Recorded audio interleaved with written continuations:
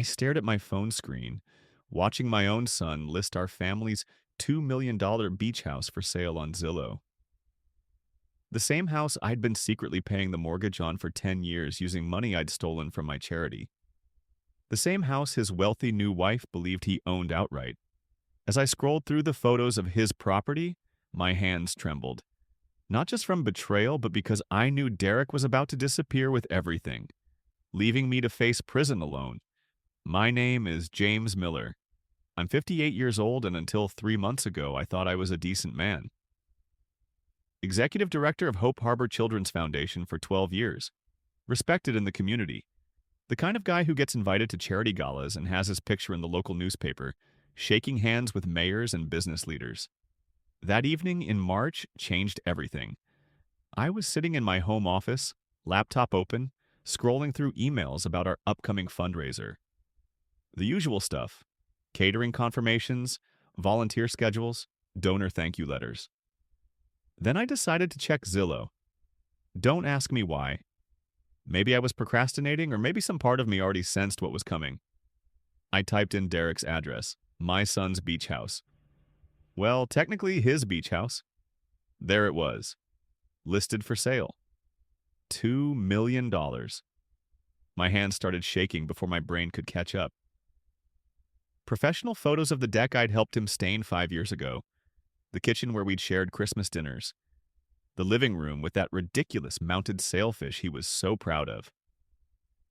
But here's the thing that made my chest tighten. Derek hadn't told me. His own father. The man who'd been secretly paying his mortgage for 10 years. Let me back up. 10 years ago, Derek called me crying. Actually crying. His construction business had collapsed during the recession. His wife had left him, and the bank was about to foreclose on the beach house. It was the only thing he had left from his marriage, the only thing that still made him feel successful. "Dad, I don't know what to do," he'd said. "I'm going to lose everything." What kind of father watches his son drown? So I helped. Just temporarily, I told myself. I'd cover the mortgage payments until he got back on his feet. $8,000 a month. No big deal for someone in my position who managed a charity budget of several $1 million annually. The first withdrawal from Hope Harbor's emergency fund felt like swallowing broken glass. But it was temporary. Derek would never know where the money came from, and I'd pay it back within a few months. Except Derek didn't recover in a few months, or a year, or 2 years. The temporary help became a decade-long routine. Every month, like clockwork. Transfer $8,000 from charity accounts. Manipulate the books. Send the payment to Derek's mortgage company. I got good at it. Really good. Creative accounting became my secret skill. Meanwhile, Derek slowly transformed. The broken, grateful son disappeared. He started dating again, found his confidence, eventually married Charlotte 3 years ago. Beautiful woman, comes from money, believes Derek is this successful entrepreneur who owns a beach house outright. Which brings us back to that Zillow listing. I called Derek immediately, straight to voicemail. Called again. Voicemail. Third time, you guessed it. "Derek, it's Dad. Call me back. We need to talk about the house." That night, I barely slept. My mind kept racing through possibilities. Maybe he was planning to surprise me with the news. Maybe he wanted to pay me back from the sale proceeds. Maybe this was all some misunderstanding, but deep down, I knew better. The next morning, Derek finally called back. His voice was different, colder somehow. "Hey, Dad. Yeah, we decided to sell. Charlotte wants to travel, maybe move somewhere warmer." "Derek, we need to discuss this. I know what you've been doing, Dad." Silence. The kind that makes your ears ring. "You know?" "I've known for years. I never asked you to keep paying, and I never asked how you could afford it." My throat went dry. "The charity audit is next month, Derek. If you sell the house now, that's your problem to figure out."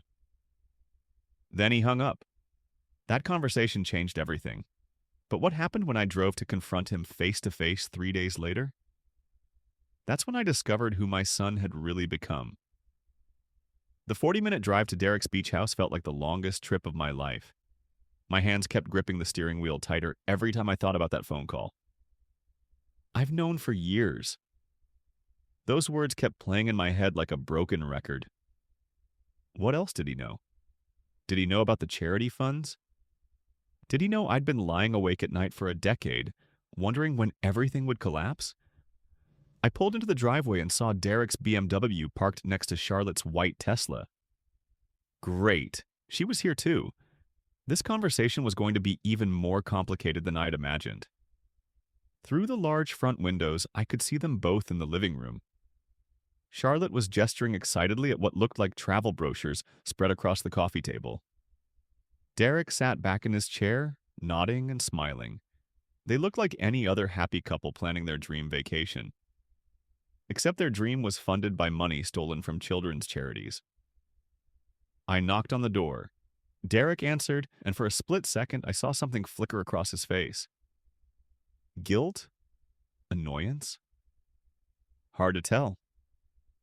Dad, didn't expect you to drive all the way out here.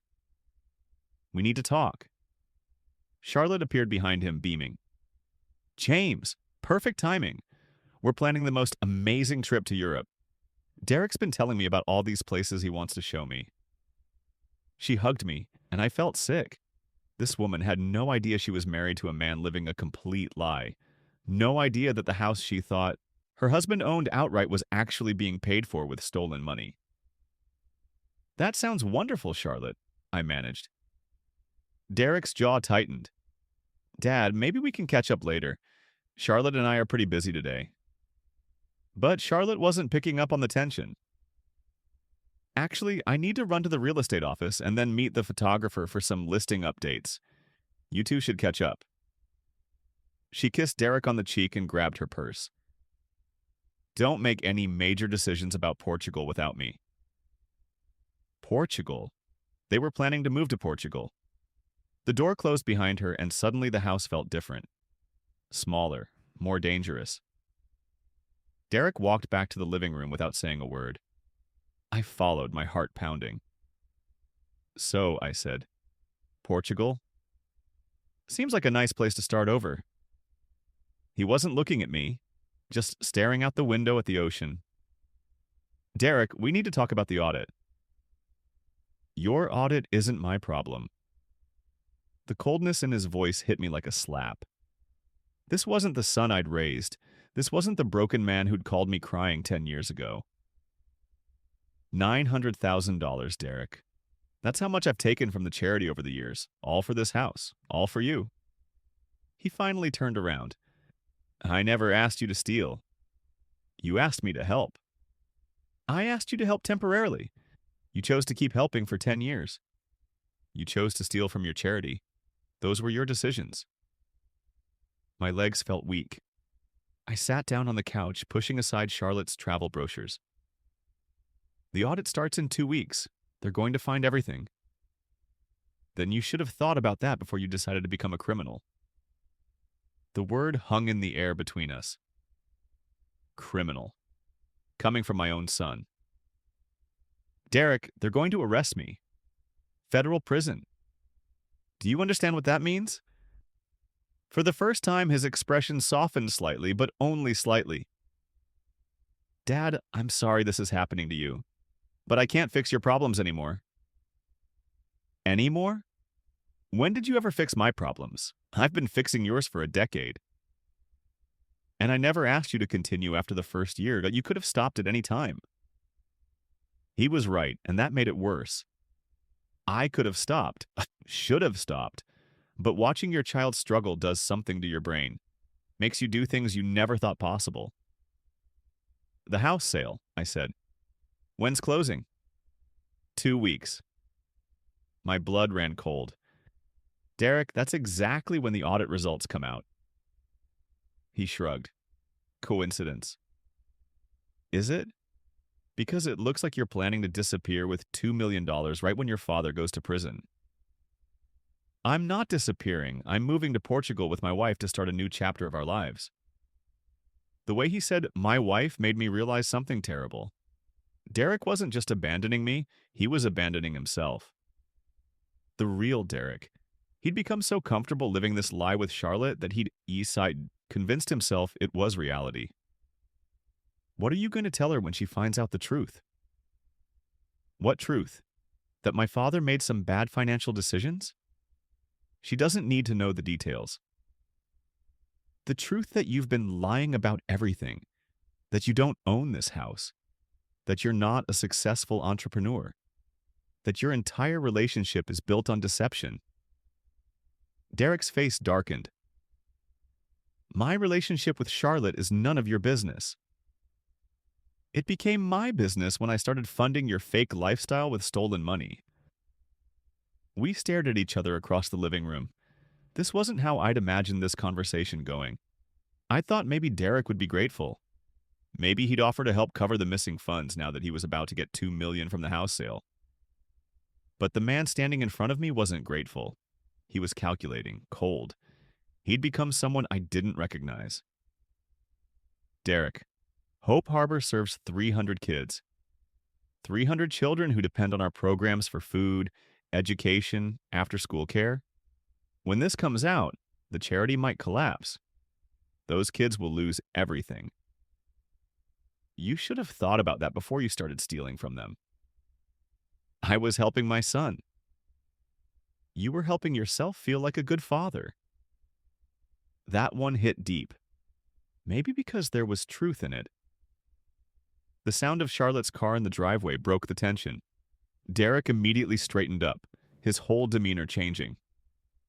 The cold, calculating person disappeared, replaced by the loving husband Charlotte expected to see.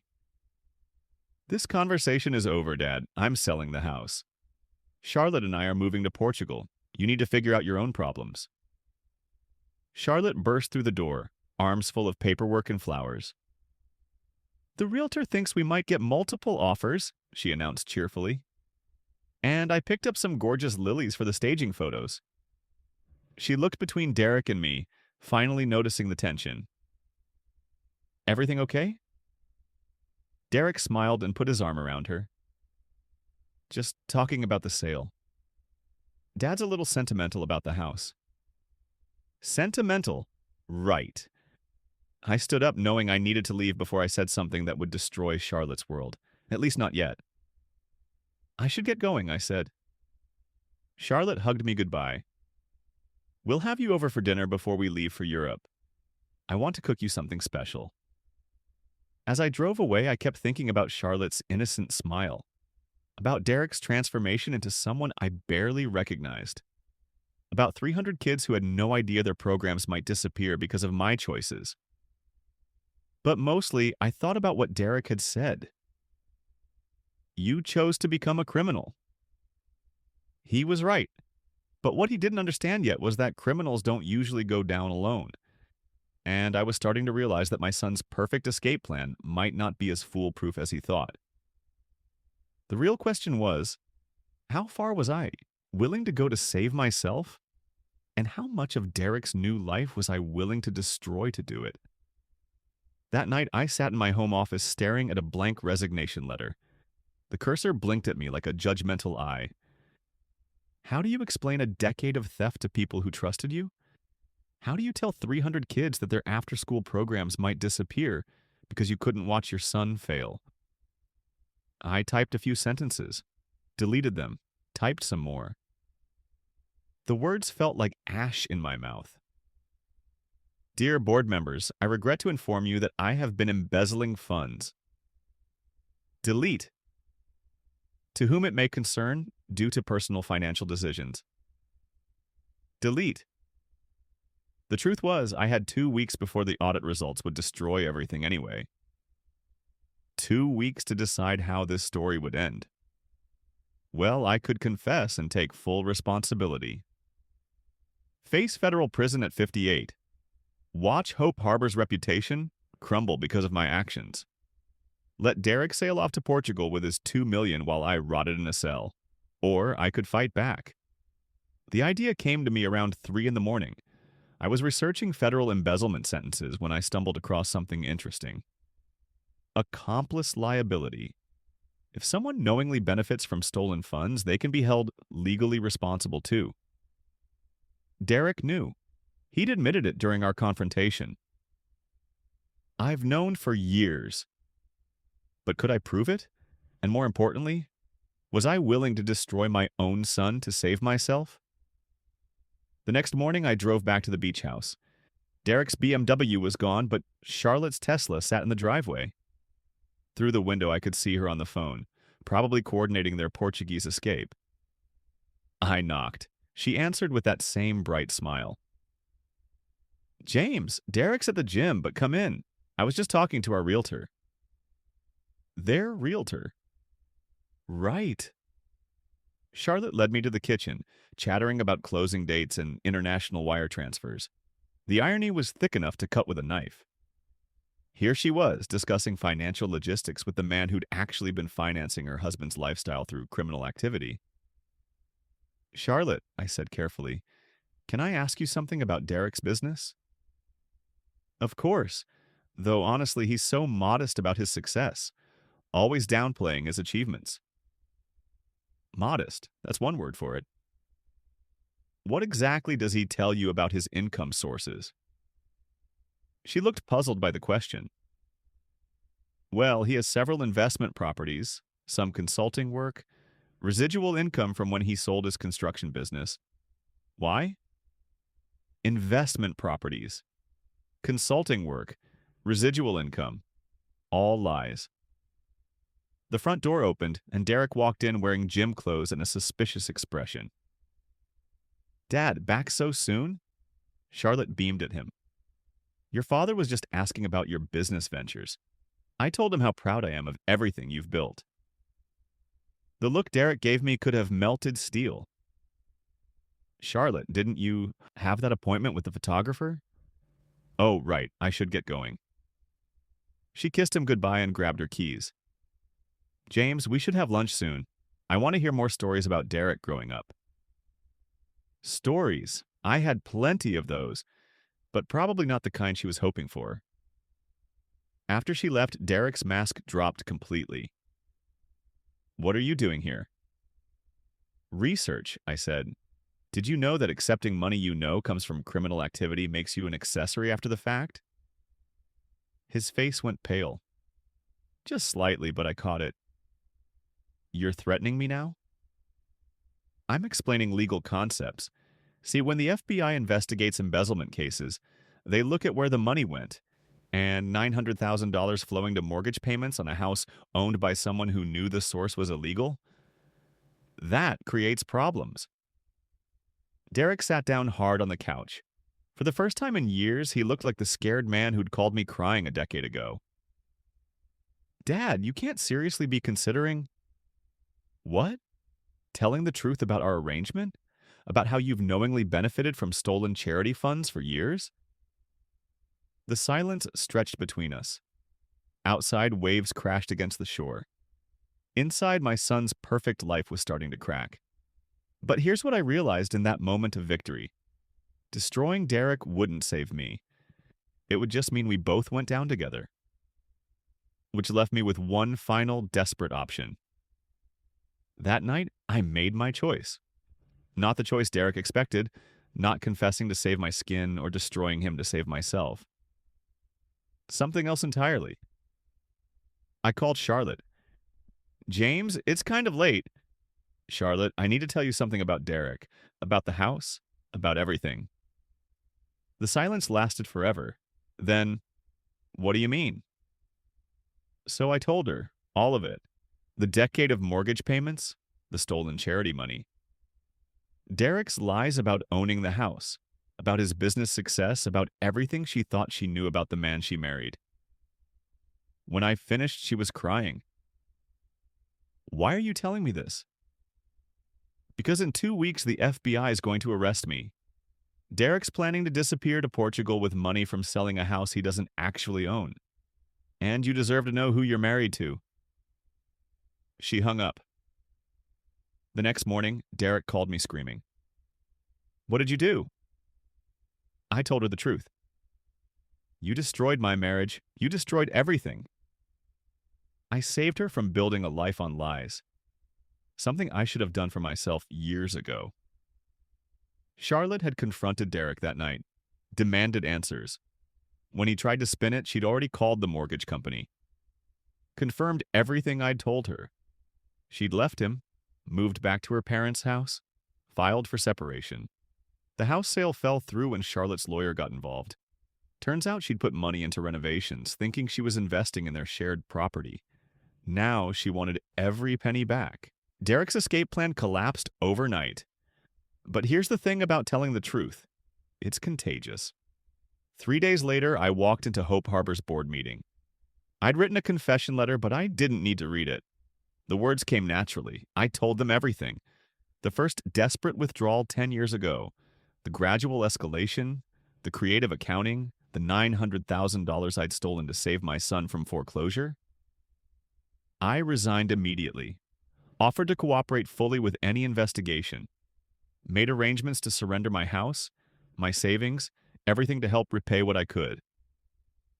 The board was shocked, hurt, angry, but something unexpected happened too. Marcus, our longest-serving board member, spoke up. James, what you did was wrong, criminal, but Hope Harbor doesn't have to die because of your mistakes. Within a week, they'd launched an emergency fundraising campaign. Save Hope Harbor's kids. The community response was overwhelming. Local businesses stepped up. Donors who'd been on the fence for years suddenly opened their wallets. They raised enough to cover the missing funds and keep the programs running. I'm writing this from federal prison. 18 months minimum security. Could have been worse. Derek visits sometimes. He's working construction again, living in a small apartment, dating someone new, a teacher who knows his whole story and loves him anyway. Charlotte sent me a letter last month. She's engaged to someone else now. She thanked me for telling her the truth before she wasted more years on lies. The truth destroyed everything I'd built on deception, but it saved what actually mattered. Sometimes the only way to save your family is to stop trying to save them from the truth.